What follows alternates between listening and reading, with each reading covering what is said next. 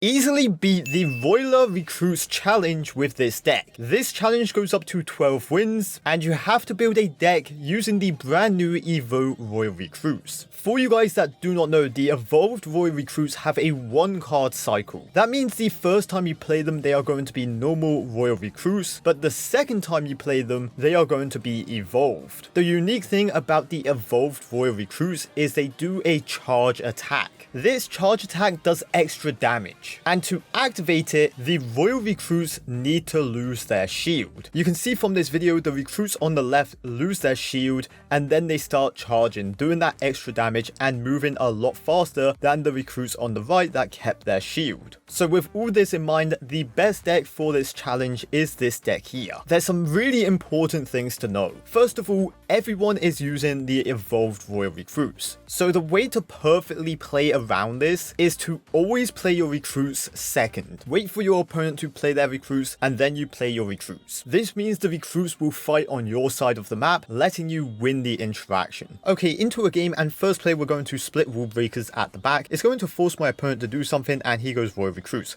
That's fine. We're going to play a Firecracker here, and the Firecracker should be able to take out all these recruits very nicely. We're also going to go with Goblins, just bring everything to the center, making sure these recruits don't get too close to my tower. Very good defense. Firecracker going towards him. We're going to Skeleton Barrel in front here just to protect the Firecracker, and that's a-okay by me. He does go with a Dark Prince and a Wizard. An okay defense. We are going to Mighty Miner here. Mighty Miner is going to clean up everything, and we should be a-okay. Going to Goblin Gang on this Wizard. Take out that Wizard as fast as possible.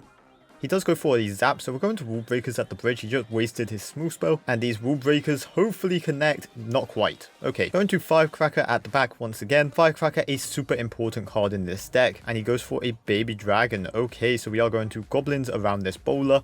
Very easy takeout there, and we also take out the Baby Dragon. Going to once again Skeleton Barrel in front of this Firecracker because it's a devastating push. Going to Fireball this Wizard away.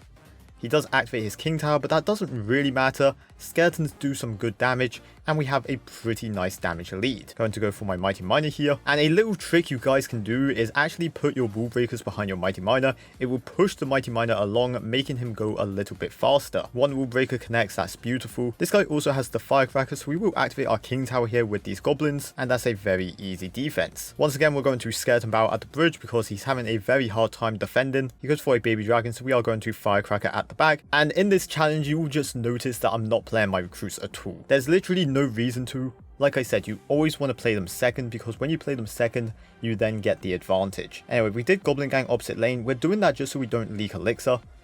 That's the main thing right now, and we will surround this bowler with Goblins. Very easy stuff. Going to go for a Mighty Miner on this Mini Pekka. Going to go for another Firecracker here. Firecracker is going to splash onto his tower. That's very nice for me. Going to go for Rule Breakers here at the bridge. Just apply some pressure, force out a zap. He goes for a bowler. Okay. Going to just go for a Skeleton Barrel here. Get ready to Fireball something. He goes for Royale Recruits. He's getting a little bit desperate. He does zap away the Skeleton Barrel, that's fine. Going to just go for a Mighty Miner on this bowler. And once again, you guys can see that my recruits won this interaction because we made them fight on my side of the arena. It's just super easy. Going to go for a ability here. Unfortunately, the Mighty Miner walked backwards a little bit. But hey, Skeleton Barrel connects. We do a little bit of damage. That's not quite Fireball range. Fireball does 207. So we will go for our Royale Recruits here. Doing that just to apply some pressure. And because we're so close to the end of the game, it doesn't really matter. Anyway, Recruits on the left actually connect to the tower, doing some good damage. Going to go for Goblins here. Going to go for Split Rule Breakers at the back. Go for a Mighty Miner up high here to protect the Firecracker. Go for a Skeleton Barrel, go for another Firecracker in the middle, and that is going to be a good game. So even though that guy had a ton of splash units, like the Wizard, like the Bowler, like the Dark Prince, it didn't matter. And with this dominating performance, this 3 crown, we got 12-0 with this deck. We obviously get our 2,000 season tokens, and like always, I will show my battle log. Something very interesting is I did actually play against the same deck 4 times. It's also a mirror matchup.